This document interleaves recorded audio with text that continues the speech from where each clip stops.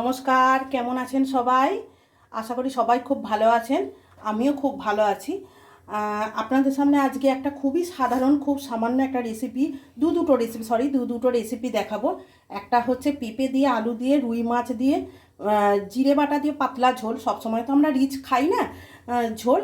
আর আমি এক ধরনের শাক ভাজা রেসিপি শেয়ার করব। তা আমি কড়াই তেল দিয়ে দিয়েছি, মাছে নুন হলুদ মাখিয়ে রেখেছি, মাছটা ভেজে নেব।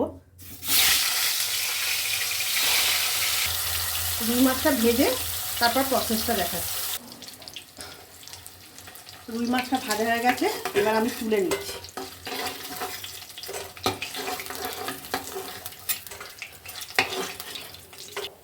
রুই মাছটা ভেজে তুলে রাখলাম।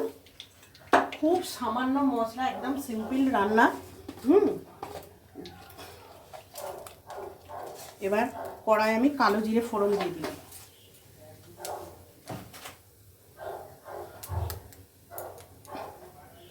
একটা শুকনো লঙ্কা,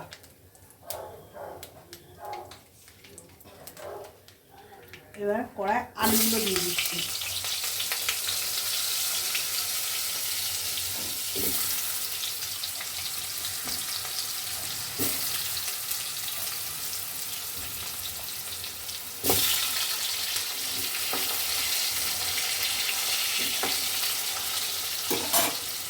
এবার দেখো বন্ধুরা, পেঁপেগুলো আছে, পেঁপে দিয়ে দিলাম।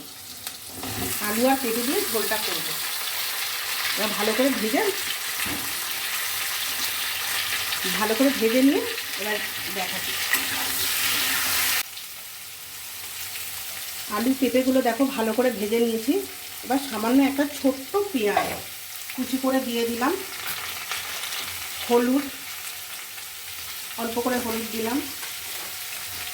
লঙ্কা গুঁড়োটা সামান্য, আর শুধু জিরে বাটা দিয়ে ভালো করে এটাকে কষিয়ে নিচ্ছি।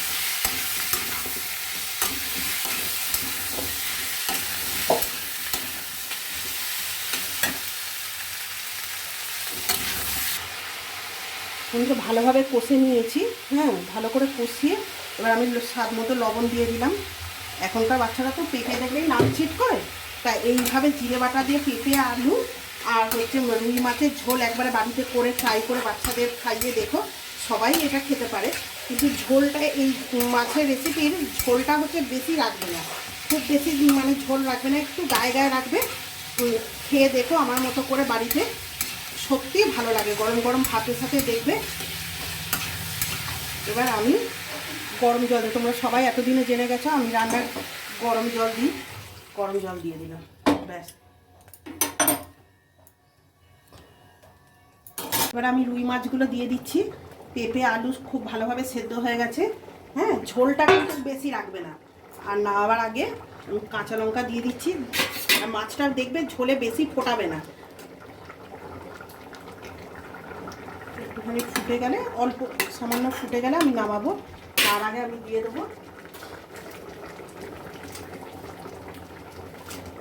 তোমরা এইভাবে একদিন পেঁপে আলু দিয়ে রুই মাছের ঝোল খেয়ে দেখবে। ধনে পাতা দিয়ে দিলাম।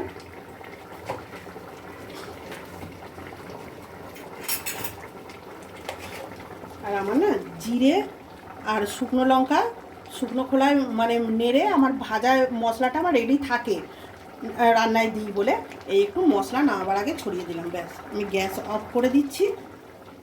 এবার আমি রান্নাটা তোমাদের সার্ভ করে দেখাবো। এই দেখো আমি সার্ভ করে দিয়েছি অন্য একটা পাত্রে। দেখো রুই মাছ আর হচ্ছে পেঁপে আলু দিয়ে ঝোল।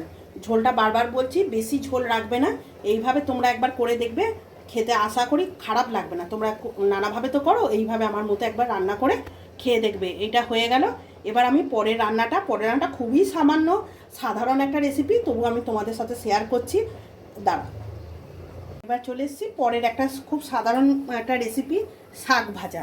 এই শাক ভাজাটা একটু টুইস্ট আছে। কেন? এটা আমি কলমি শাক আর কুলেখাড়া শাক, তোমরা চেনো কিনা জানি না, কুলেখাড়া শাক দুটোকে একসাথে মিক্সড করা আছে। এটাকে আমি ভাজবো। রসুন দিলাম,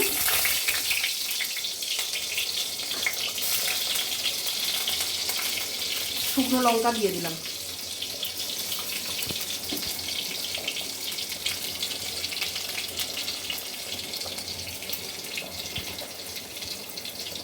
রসুনটা খুব ভালো করে লাল লাল হয়ে গেলে আমি এবার শাকটা দিয়ে দিচ্ছি।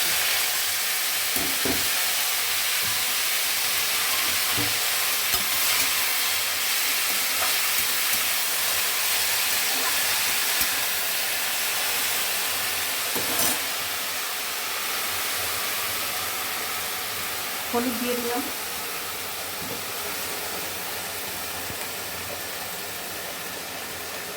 লবণ দিয়ে দিলাম,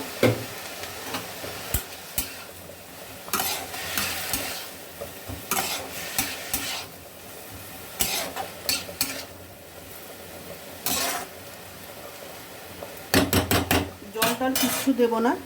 এবার আমি পেঁয়াজ দিয়ে দিলাম। এবার এটা এই চাপা দিয়ে দেবো, এতেই সেদ্ধ হবে। চাপা দিয়ে দিলাম। এবার দেখো শাক ভাজাটা আমার হয়ে গেছে। আর কুলেখাড়া যে শাকটা বাচ্চারা খেতে চায় না, আমি তাই কলমি শাকের সাথে মিশিয়ে ভাজা করছি। হয়ে গেছে ভাজা ভাজা, এক ফোঁটা জল দেবে না।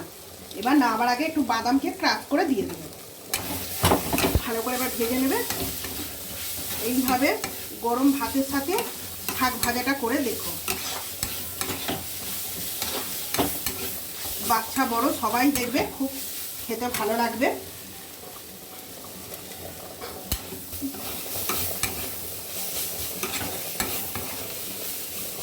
একদম শাক ভাজা হয়ে গেছে।